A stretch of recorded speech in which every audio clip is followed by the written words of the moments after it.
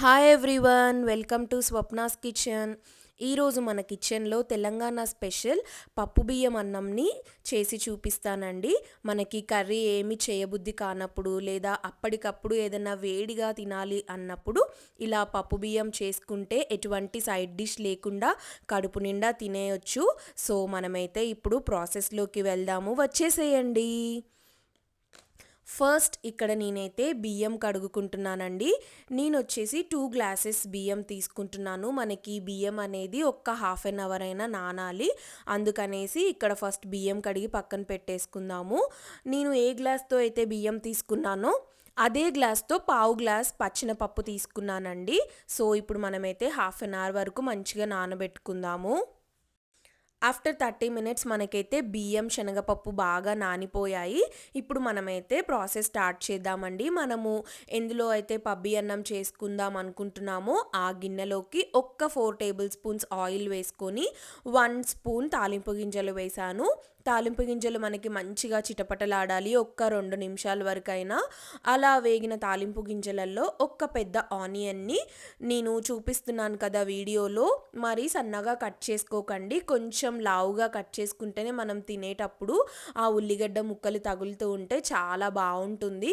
అలాగే ఒక్క 6-7 పచ్చిమిర్చీలని మధ్యకి చీల్చి వేసుకున్నాను. దాని తర్వాత గుప్పెడు కరివేపాకు కూడా వేసి మనము ఉల్లిగడ్డలు పచ్చిమిర్చీలని మంచిగా వేగనివ్వాలండి.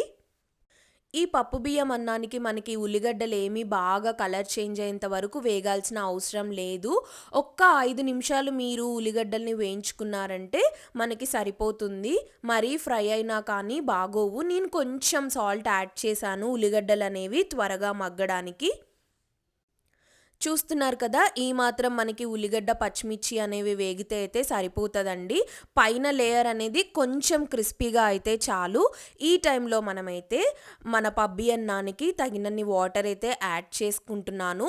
ఇక్కడ నేను తీసుకున్న బియ్యం వచ్చేసి 2 గ్లాసులు, అలాగే పచ్చినపప్పు వచ్చేసి పావు గ్లాస్ కదా. సో గ్లాస్కి 2 గ్లాసుల నీళ్లు యాడ్ చేస్తున్నానండి. మనము యూజువల్గా అయితే గ్లాస్కి గ్లాసున్నర తీసుకుంటాం కదా, కానీ ఇక్కడ మనకి పచ్చినపప్పు ఉంది కాబట్టి నేను గ్లాస్కి 2 గ్లాసుల వాటర్ చెప్పున 4 గ్లాసెస్ వాటర్ యాడ్ చేశాను. అలాగే మన రుచికి తగినంత రాళ్ళుప్పుని నేను తీసుకున్నాను. మనకి ఈ ఎసరు అనేది అయితే మంచిగా మరగాలండి.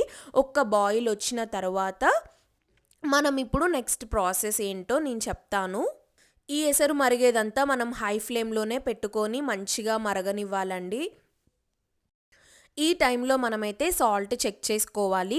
సాల్ట్ ఒకవేళ ఏమన్నా పడుతుంది అని అంటే అడ్జస్ట్ చేసుకోవచ్చండి, ఎందుకంటే తర్వాత మనం బియ్యం వేస్తాం కాబట్టి అప్పుడు మనం సాల్ట్ యాడ్ చేయడానికి కూడా అవ్వదు. సో వాటర్ని మీరు కొంచెం టేస్ట్ చేసినట్లయితే మనకి సాల్ట్ అనేది అర్థమవుతుంది. మనకు ఒక ఎసరు వచ్చింది కదా బాగా మరిగి. ఇప్పుడు నేనైతే నానబెట్టుకున్న బియ్యంని వేసాను. మంచిగా ఒకసారి కలుపుకొని ఇప్పుడు మనము హై ఫ్లేమ్లో పెట్టుకొని నార్మల్గా అన్నం ఎలా వండుకుంటామో సేమ్ అదే ప్రాసెస్లో అన్నంలాగా వండుకోవడమే అండి. హై ఫ్లేమ్లో మనకి ఎసరంతా దగ్గరికి వచ్చేంత వరకు ఉంచి ఎసరు పోయిన తర్వాత సిమ్లో పెట్టుకొని అన్నంని మనము వండుకోవాలి. సో చూస్తున్నారు కదా, ఒక్క 10 నిమిషాలు నేను హై ఫ్లేమ్లో పెట్టాను. మనకి ఎసరు బాగా మరుగుతుంది, అన్నం ఉడుకుతుంది. ఇంకొక 5 నిమిషాలు హై ఫ్లేమ్లోనే ఉంచి తర్వాతకైతే మనం సిమ్లో పెట్టేద్దాము. ఈ పప్పు బియ్యం అన్నంని కూడా చాలా చాలా డిఫరెంట్గా చేస్తూ ఉంటారండి, కానీ ఇప్పుడు నేను చూపించేది మాత్రం పక్కా తెలంగాణ స్టైల్ పప్పు బియ్యం అండి. ఇందులో మనము వెజిటేబుల్స్ యాడ్ చేసుకొని అలా డిఫరెంట్గా చేస్తూనే ఉంటారు. సో ఇక్కడ మీరు చూసినట్లయితే ఎసర్ అనేది ఆల్మోస్ట్ పోయింది కదా. ఈ టైంలో మనమైతే సిమ్లో పెట్టుకొని ఒక్క 15 నిమిషాలు ఉంచామంటే వేడి వేడి పప్పు బియ్యం అన్నం అయితే రెడీ అయిపోతుందండి.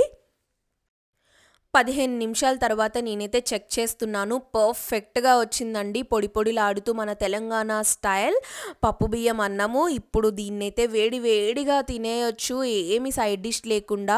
లేదు అని అంటే ఇప్పుడు ఎలాగో సమ్మర్ సీజన్ స్టార్ట్ అయింది కాబట్టి మనం ఆల్రెడీ మామిడికాయ పచ్చడి చిన్న ముక్కలతో పెట్టుకొనే ఉంటాం కదా. ఆ మామిడికాయ పచ్చడి వేసుకొని తిన్నామంటే స్వర్గమే అండి, అంత బాగుంటుంది. సో మన ఛానల్లోనే చిన్న ముక్కల మామిడికాయ పచ్చడి కూడా ఉంది, ఉంది. ఎవరైతే చూడలేదో ఒక్కసారి మీరైతే చెక్అవుట్ చేయండి. పక్కా కొలతలతో చూపించాను. ఇప్పుడైతే నేను పప్పు బియ్యం అన్నంని సర్వ్ చేసుకుంటున్నాను చిన్న ముక్కల మామిడికాయ పచ్చడితోటి. సో మీకు కూడా నచ్చిందనే అనుకుంటున్నానండి మన రెసిపీ. ఖచ్చితంగా మీరు ట్రై చేయండి. మీకు ఎలా వచ్చిందో నాకైతే కమెంట్స్లో చెప్పండి. మన వీడియోని లైక్ చేయండి, మన ఛానల్ని సబ్స్క్రైబ్ చేసుకోండి, మీ ఫ్రెండ్స్ అండ్ ఫ్యామిలీకి కూడా డెఫినెట్గా షేర్ చేయండి. So thank you for watching. Have a nice day. Bye.